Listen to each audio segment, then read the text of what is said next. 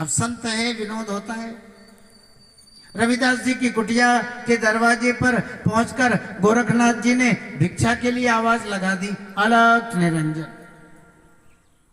अब रविदास जी ने देखा, अरे मेरा सौभाग्य है ना, गोरखनाथ जी महाराज इतनी बड़ी नाथ संप्रदाय के आचार्य मेरे दरवाजे पर पधारे। सो आदर से दंडवत प्रणाम किया, कुटिया के अंदर ले गए। अब भिक्षा के लिए आवाज लगाए थे, सो भगवान को जल का भोग लगाया और वो जल उनके खप्पर में डाल दिया। अब गोरखनाथ जी ने जल को तो ले लिया, लेकिन सोचा भाई मैंने भिक्षा के लिए आवाज लगाई, ये अच्छा काम नहीं किया। अरे मैं रविदास से मिलने के लिए आया था, रविदास के दरवाजे पर भिक्षा मांगने के लिए थोड़ी आया था। अब मैंने भिक्षा मांगी, सो रविदास ने जल डाल दिया। अब मैं कैसे पीऊं? ये तो वैसे ही छोटी जाति का है। अब ध्यान आया, एक बात है, जैसा रविदास है वैसा ही कबीरदास है, और वैसे भी दोनों गुरु भाई है। रविदास का जल कबीरदास को पिला दे। सो गोरखनाथ जी रविदास जी से विदा लेकर कबीर साहब की कुटिया पर पहुंच गए। भैया कबीर, मैं रविदास से मिलने के लिए गया था, भिक्षा के लिए आवाज लगा दी, उन्होंने मेरे भिक्षा पात्र में जल डाल दिया। अब देखो मेरा मन तो पीने का नहीं है, आपका गुरु भाई है, आप ले लो, क्योंकि संत का प्रसाद है, इधर उधर डालना भी तो ठीक नहीं है। कबीर साहब ने कहा, महाराज ये किसके भाग्य में? कबीर साहब पीने के लिए तैयार हुए, इतने में कबीर साहब की बेटी कमाली आ गई। पिताजी, रविदास जी द्वारा दिया गया भगवत प्रसाद है ना, इसे मैं लूंगी। अब कमाली का भाव देखा, सो कबीरदास ने कह दिया, गोरखनाथ जी बेटी को पिला दो। कमाली ने जल पिया। जल क्या पिया महाराज, उस जल के प्रभाव से कमाली सिद्ध हो गई। संतों की तरह ज्ञान, संतों की तरह सिद्धि। अब बेटी देखो घर में तो रखी नहीं जाती, विवाह के योग्य हुई, सो कमाली का विवाह हुआ मुल्तान, आजकल पाकिस्तान में। अब ससुराल में बेटी रह रही। इधर गोरखनाथ जी भी है ना, धर्म का प्रचार प्रसार करते हुए संत मंडली के साथ घूमते हुए मुल्तान में पहुंच गए। नगर के बाहर संतों की मंडली आवाज लगाई, जो मेरे इस खप्पर को भर देगा मैं उसी के यहाँ जाकर के भोजन जीऊंगा।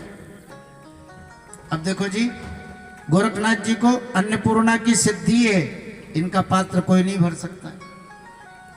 राजा महाराजा, सेठ साहूकार, उस काल के नवाब गोरखनाथ जी का खप्पर नहीं भर पाए।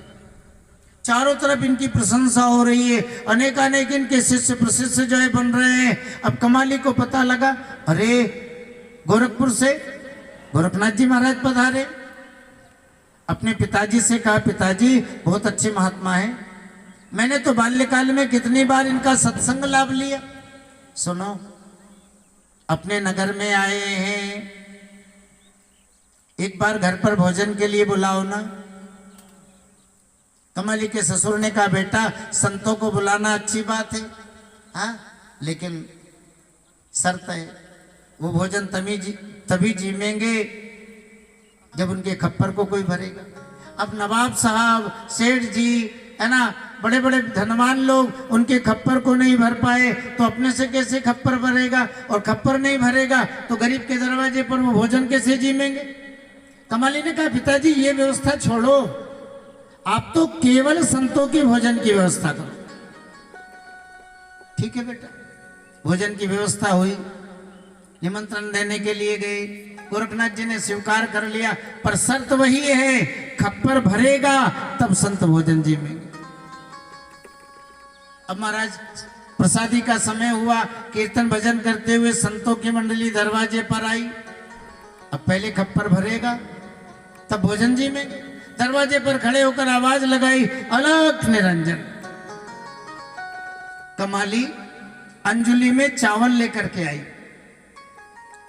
आपने संतों का भिक्षा पात्र देखा होगा, बड़ा होता है और अंजुली छोटी होती है। अंजलि में चावल लेकर के आई, गोरखनाथ जी के खप्पर में डालने लगी। ऐसा चमत्कार हुआ, गोरखनाथ जी का खप्पर भर गया और कमाली की अंजलि में चावल जो के त्यों बने रहे।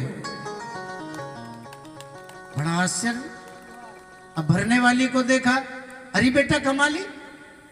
कमाली ने प्रणाम किया, हाँ बाबा ये मेरा ससुराल है, ये मेरा घर है।